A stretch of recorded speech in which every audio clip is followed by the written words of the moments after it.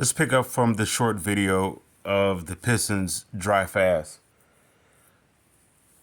There was a recent article just stated a potential Detroit Pistons sped up rebuild trade scenario where it was offered Isaiah Stewart, Ron Holland, and a future first round pick for the services of Kawhi Leonard.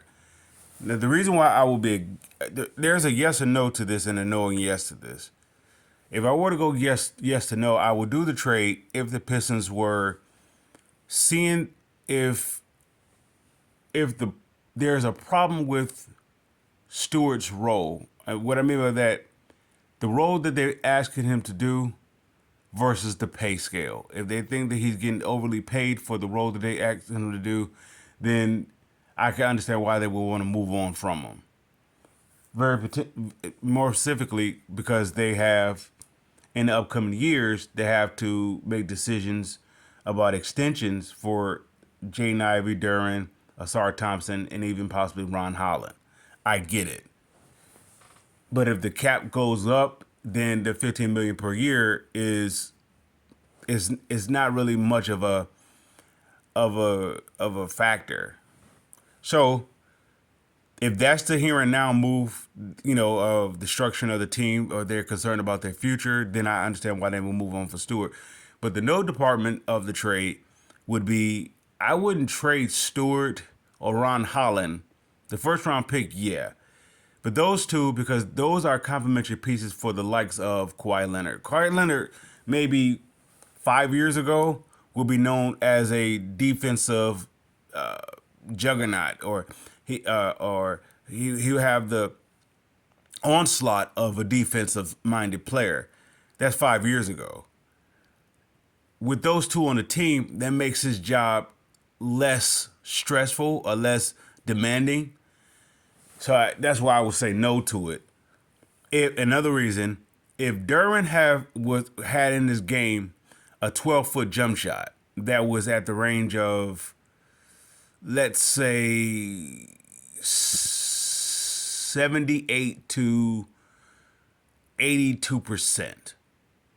Like he had a more than not jump shot. Not saying it would be a guaranteed jump shot, but a more than not jump shot, 12-footer to his game versus just putbacks right now, then I will move on from Stewart.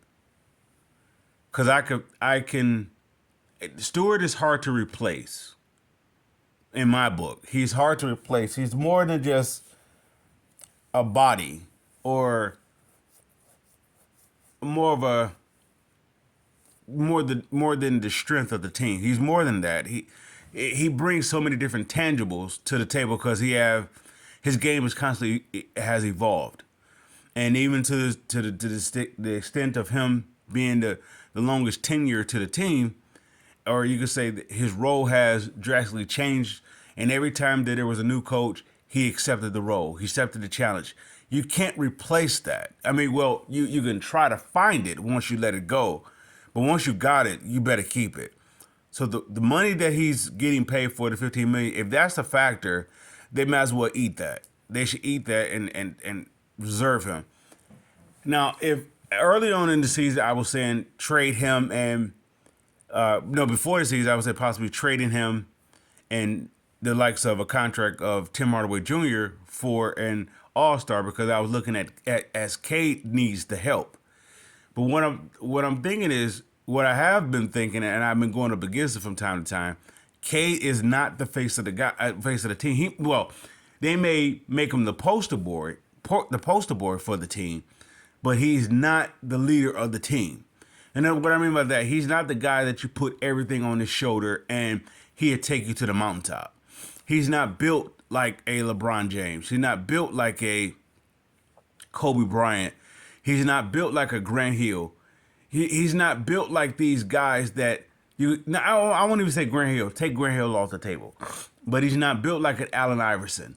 He's not built that way that you can put everything on the shoulders of a Michael Jordan and he'll take you to the top. Magic Johnson, Larry Bird, etc. The list goes on and on. He's built like the second fiddle. He's built like a Scottie Pippen guy. Can Michael Jordan win without Scottie Pippen? Possibly. It's more of a sure thing to win with Scottie Pippen, though. I look at Kawhi Leonard and, let's say, Kevin Durant, Kawhi Leonard, Devin George, Joel Embiid. I look at all these type of guys as the second fiddles. They're like the Kevin McHale's, if you will. Kevin McHale's, as good of a player that he is, I don't know if he's as good without Robert Parrish and Larry Bird, and even Dennis Johnson in that matter. I don't know if he's that good of a player. I mean, no, don't get me wrong. His skill set is a skill set. That's not taken away of him being a good player. What I mean by a good player, that he will have the equal success if he didn't have those other counterparts to him. They somewhat do the things that he doesn't have to do, so he could do what he does, or his skill set to the highest potential, or the fulfillment of the skill set potential. So I would say no to the trade if they could find another way to do it without taking one of the two out, either Ron Holland or a Stewart. For this reason, if you bring Kawhi Leonard to this team, what is that to say about Asar Thompson? What is that to say about the players that they already? This is not Kawhi Leonard 5 years ago. This is Kawhi Leonard now, and he's going into an older role where he's swinging from being a 2-3 to a 3-4. He's making that transition because he's getting slower. He's getting older. So with that being said, they already stockpiled with that per se already. It's not necessary for them to have a Kawhi Leonard. What I believe the Pistons is lacking the most is either, it depends on if this is where I have a problem with Cade Cunningham as a franchise player. This is where I have a problem with it, because it's taking too much time to build around him. It's taking too much time for him to figure it out, number one, of how to be the franchise player. That means you're going to get the defense best all the time. You're going to be the guy on the scouting report that we're going to take out. They're not focusing on anybody else as much as they're focusing on Cade. He still haven't figured out how to beat that. And then at the same time, they're waiting for the pieces to build that they're building around him to mature, to develop, and etc. It's taking too much time. So I will be interested. It depends on what direction. Now, the staggering of Jaden Ivey and Cade, that's decent. Within that being said, if I would say it would be more successful adding two factors to this team. If Jalen Duren had a 12-foot jump shot, it put me in the mind of that Horace Grant type jump shot, where he had that free throw line jump shot. It didn't go out to the 3-point line, but the free throw line jump shot. If he had around the 12-foot, 14-foot jump shot, and if Asar Thompson is in the starting lineup, then we're talking about something. Okay, then if you're going to extend Asar Thompson, if he's part of your future, why would you bring in a Kawhi Leonard? Unless you're going to play him at the power forward position. Unless you're moving Asar Thompson to the 2-guard position. Then what are you doing with Ivy? Now, if they're going to do it that route, then I can see it, because more than likely Ivy is coming off your bench. But would Ivy be content with that in terms of his extension of his contract? Would he be content with coming off the bench? Or is that the Kawhi Leonard experiment just for 1 year? Now, I get it why they would do it if they're trying to unload Stewart's contract. With the Ron Holland loss or subtraction, I'm not for it, because, and I want to say next year you're going to have a different Ron Holland. he's extremely raw now. Yet he's a guy that he's like an Anthony Edwards guy. He's like a he's a guy that's going to continue to work on his game. He's going to continue to work on his game. At the very least, I give him a Dennis Rodman type guy, that hustle type guy that's going to constantly give you energy. He may not do it to the level, to the maxes of a Dennis Rodman, but he's going to constantly give you that, which is a necessity on your team. You need that kind of a glue guy that's going to do the dirty work. You need that. So that's the reason why I will be opposing to trading him, especially for the here and now move of a Kawhi Leonard. If the Pistons were in striking distance of, let's say, a conference finals, then yeah, I would consider making a move like that. They're not there yet. This team is going to make the playoffs, and there's going to be a drastic improvement from the previous years.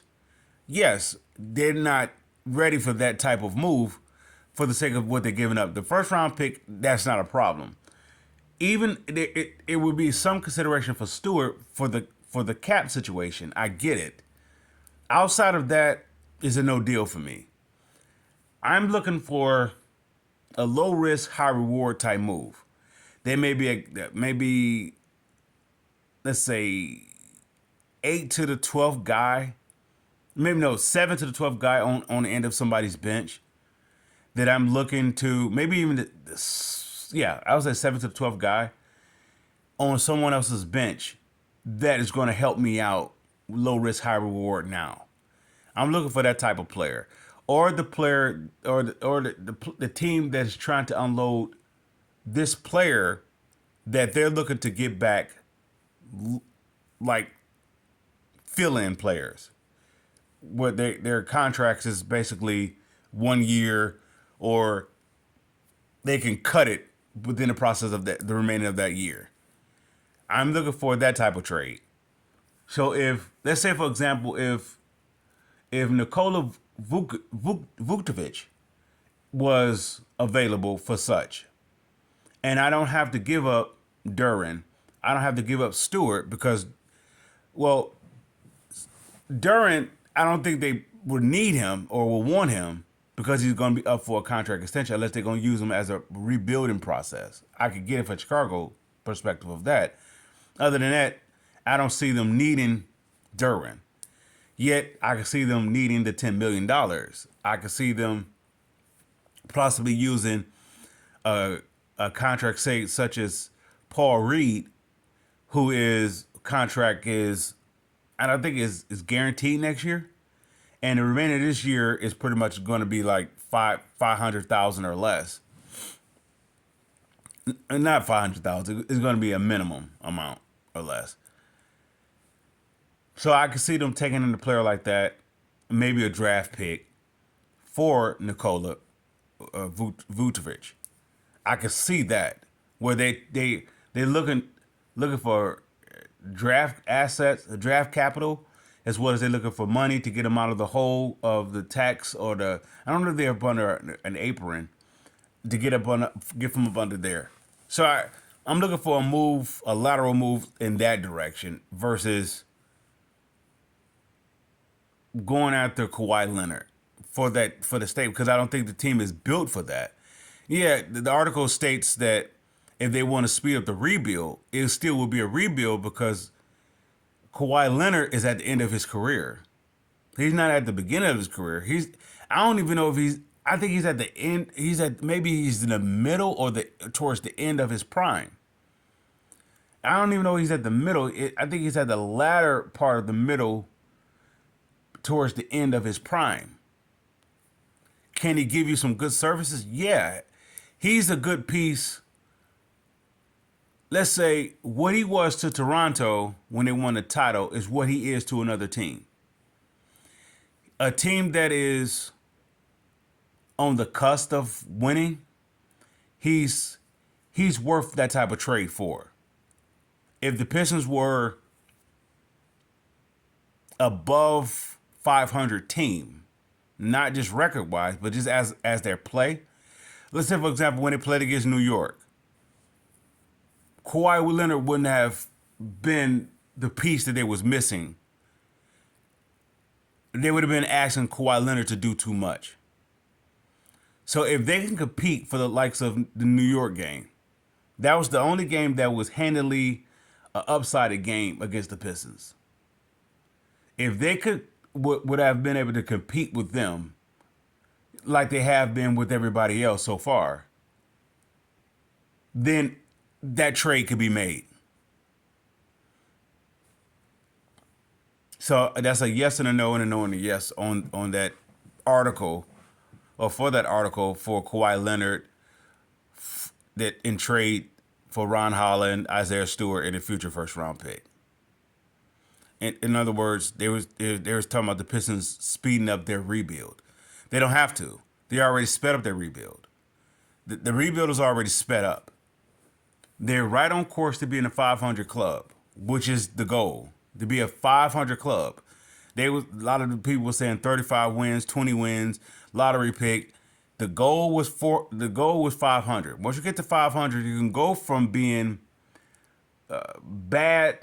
You went from being terrible to bad, then you're going from bad to good, or you're going from bad to average, and now you're going from average to good. That will be the next move, a Kawhi Leonard down the road. But first, they have to be a 500 team. They're not that yet. They will be at the end of the year. They will be a 500 team, but right now they're not a 500 team as a unit. They still got to plug in Asar. They still have to figure out. Durbin still has to make the next step move. Next move. Cade has to still make the next move of not turning the ball over, which is the reason why I will be for them having a starting point guard next to him. Yet the Ivy Cade dual backcourt is interesting, but I don't know how many. Somebody could look this up. How many turnovers do Cade have when Ivy is in the backcourt with them, in comparison to them collapsing on Cade and he's looking for bailout calls, or he's mentally not understanding what to do in those type of situations. And I'm going to say it's leaning towards the latter, that mentally he just don't know what to do in those situations. Either he doesn't know, or he frankly doesn't care. One of the two. Either one, this is what he has showcased for the past 4 years. That he's a turnover costly individual. You may get the triple doubles, you may get all that, you may get those spurts of that. That's the equivalent of Matthew Stafford throwing 5,000 yards. The triple doubles of Cade is the equivalent of Matthew Stafford throwing 5,000 yards, 50 touchdowns, but yet he still have 17 interceptions, 16 interceptions. He still have that.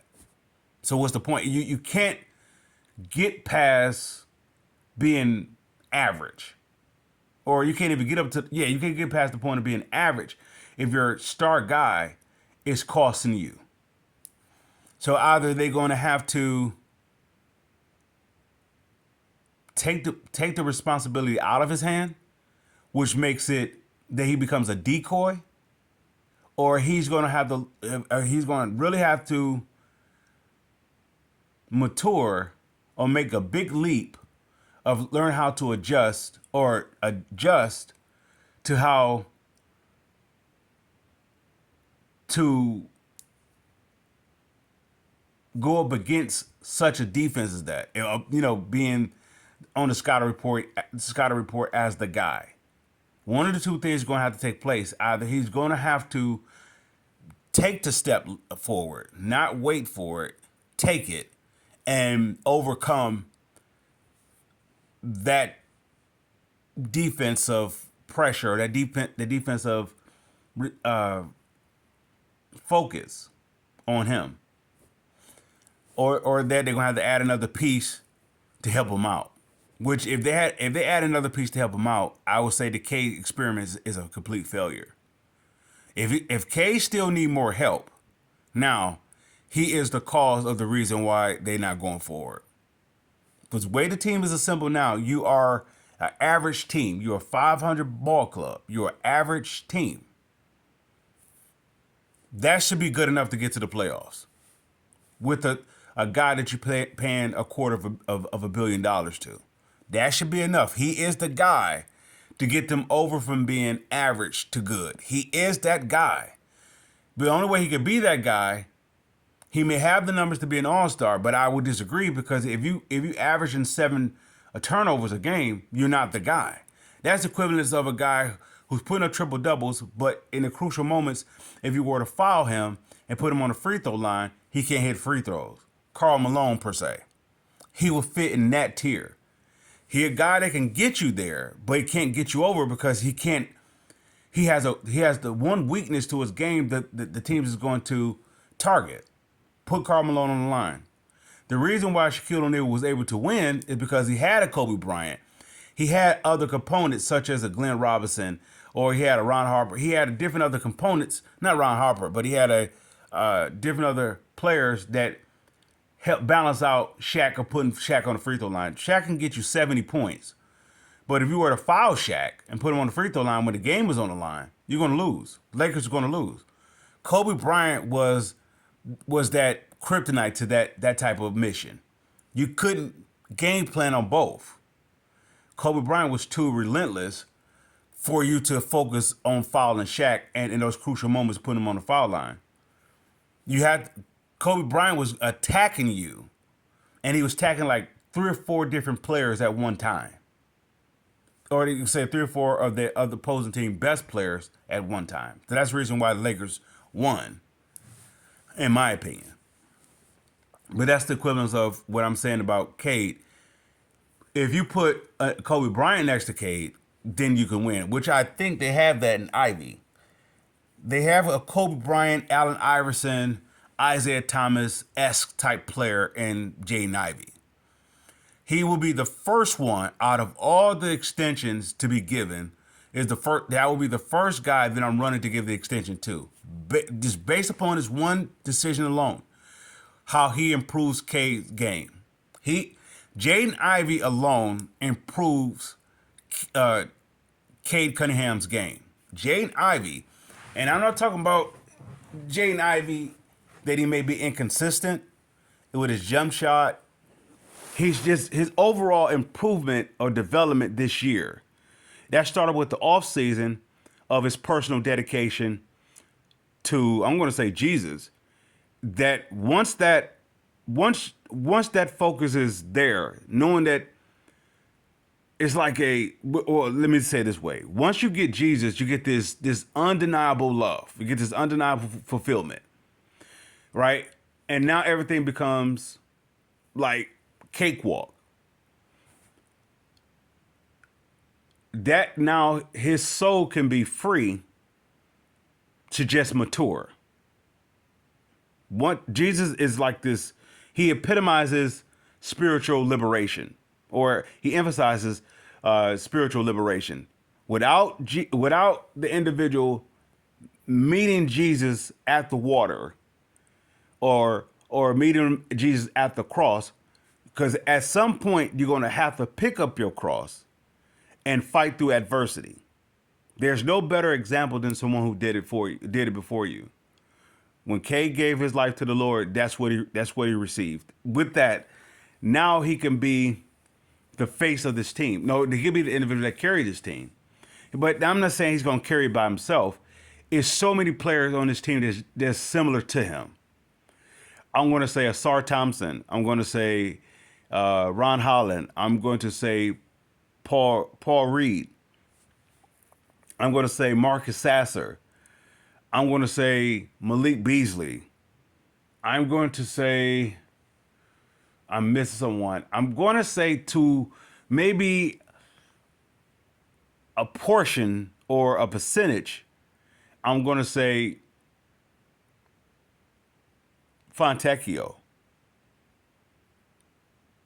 Isaiah Stewart, Jalen Duren. This team is built to complement Jaden Ivey than it is built to complement Cade Cunningham. I'm not trying to bring a division between the two. I'm just saying how much Cade. I'm saying how much Ivy makes Cade better. So he will be the first one in this rebuild that I will give the extension to before I would have gave it to. Okay, this is of course after you giving it to Cade Cunningham. He's the first one I'm running to give an extension. He makes Cade Cunningham better in so many different ways. In so many different ways. I almost want to say I'm on with the except. It depends if they go with a SAR in the backcourt with Cade. Then I would say that would be it would be an exception to saying Jaden Ivey is the best complement outside of getting a point guard next to Cade. They complement each other in a way that their games are. The way they both attack downhill per se. Yet Cade does it. I mean, for me, Ivy does it in a more forceful, I'm taking it way. Cade does it. If you give it to me, I'll take it. Or I will have to force myself to do it, and that's when he causes the turnovers. Ivy is a guy that you automatically have to respect. Cade is a guy that you have to respect if he figures it out. There's a difference of the two. It's like Kobe Bryant and Allen Iverson.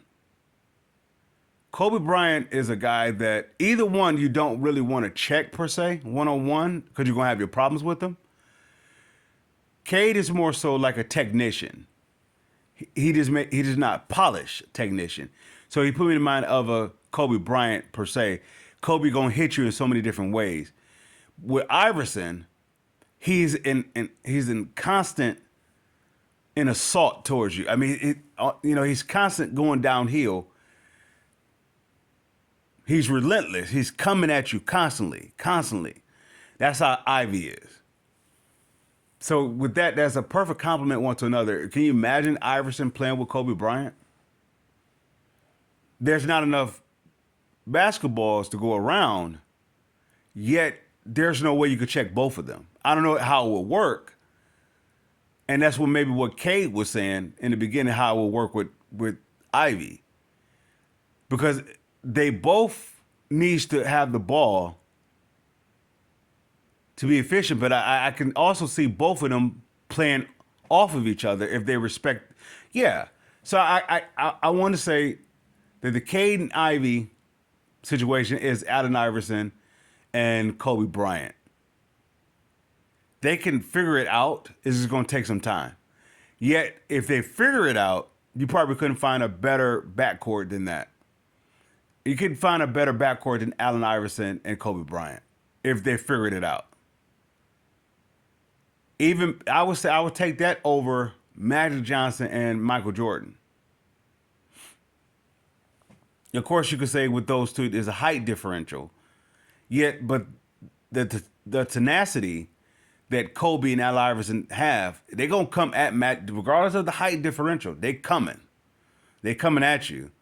If they lose, they will. It won't be without a fight. I don't know if that's the case for Cade. Cade is a guy that is. He's a Matthew Stafford. He's a guy who proves himself. He put me in mind of a Dwayne Wade, if you will, a guy whose success was based off improving himself. I don't know. I don't validate that as success as much as, say, for the likes of, in comparison to Isaiah Thomas.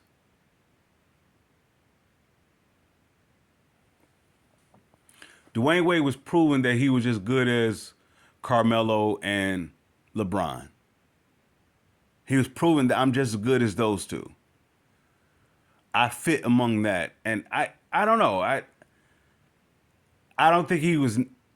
Carmelo and LeBron was naturally there as that type of player. I don't know if they had to do anything to prove, to make them be there. They were just naturally a star. I think Dwayne Wade was a guy who forced himself to be a star. And I look at Cade the exact same way. Cade, in my opinion, he's not a star. Let's say, for example, Jalen Green is a star. I just don't think his head is correct. Let's say it this way. If Jalen Green had Cade Cunningham's, like, maturity, Jalen Green would be a candidate for MVP right now. His head is floppy.